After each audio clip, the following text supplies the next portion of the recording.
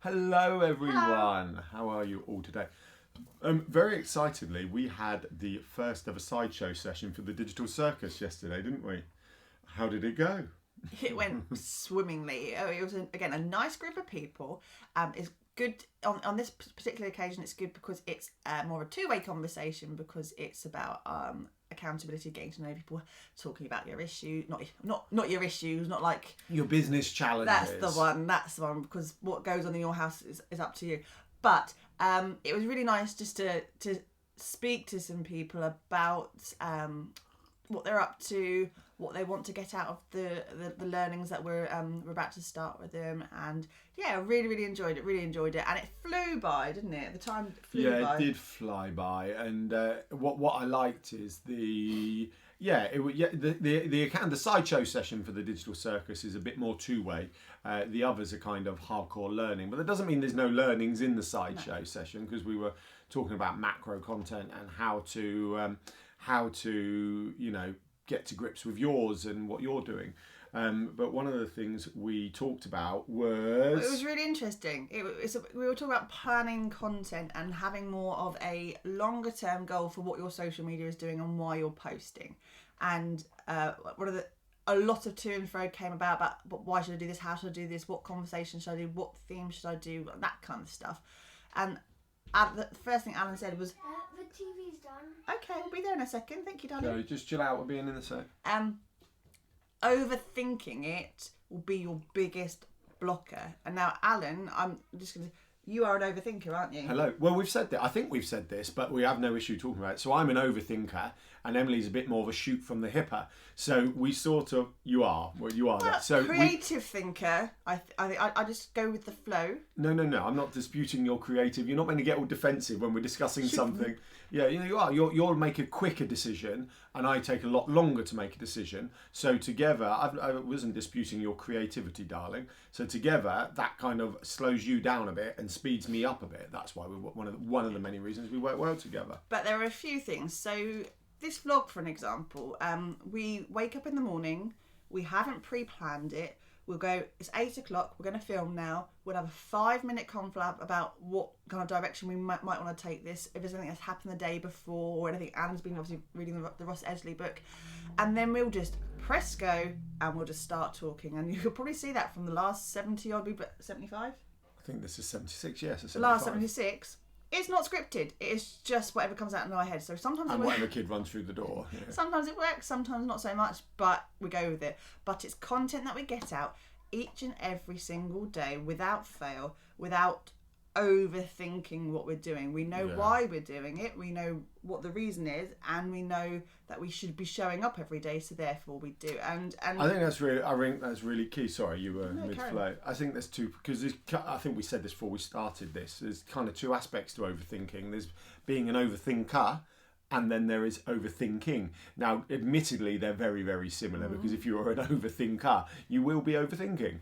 And the strategies of kind of dealing with both are similar, aren't they? But, like you said, we go, no, we're filming at 8, because therefore, otherwise we'd go, I don't know what to film, don't know what to talk about today.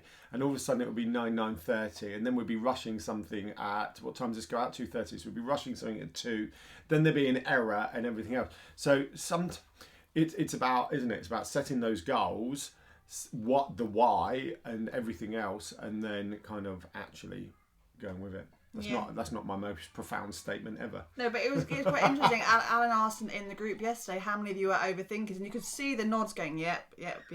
And I think, especially when it comes to social media, we're so consumed by social media and how it looks and what we say and what the message is, and making sure that we can funnel people. We don't like funneling people. And making we do this and make sure we have that conversion and this conversion. And actually, when you spend so much time looking at, the science behind social media, and we say this every single time we talk to any of our clients, we forget the socialness of social media and the fact that we just want to show up and talk to people. And that counts for so much more as well. So in terms of planning content, we're very much on the...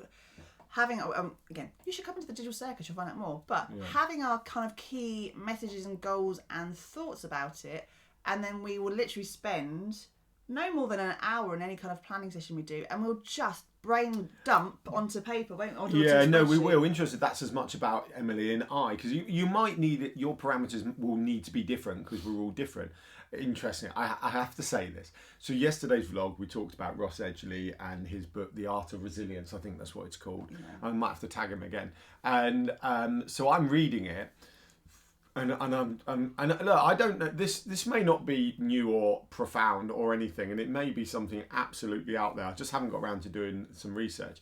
But I'm thinking they're going, well, there's this thing about business resilience, the art of business resilience, because everything that Ross is talking about in the kind of body and mind, apps, and therefore sport, absolutely translates into the business world. And the bit you were just talking about, we set an hour and everything else.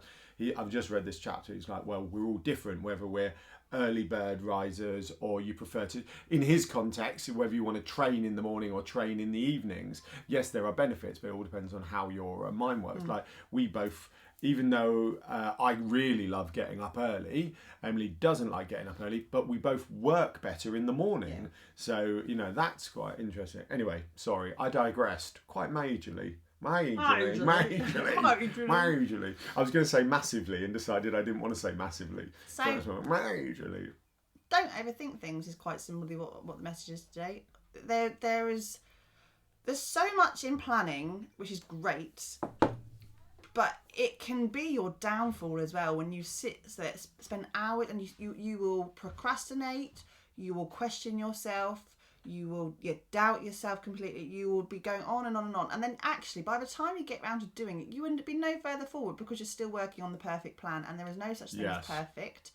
But there is such a thing as tweaking and adjusting. So, yeah, set yourself some parameters. Stop overthinking. Deliver it, then tweak and adjust. Yes. Review, tweak and adjust. Always review, tweak and adjust. Give yourself the time to get it We done. are always tweaking and adjusting, aren't we? So, yes. Always tweaking. Right, I think that's it today, don't you? Okay, darling. Yeah, I just felt that was quite a natural end, and my inbuilt clock is telling me we're approaching 10 minutes. Shall I have a look out of curiosity? Yeah, go on. Right, hold on.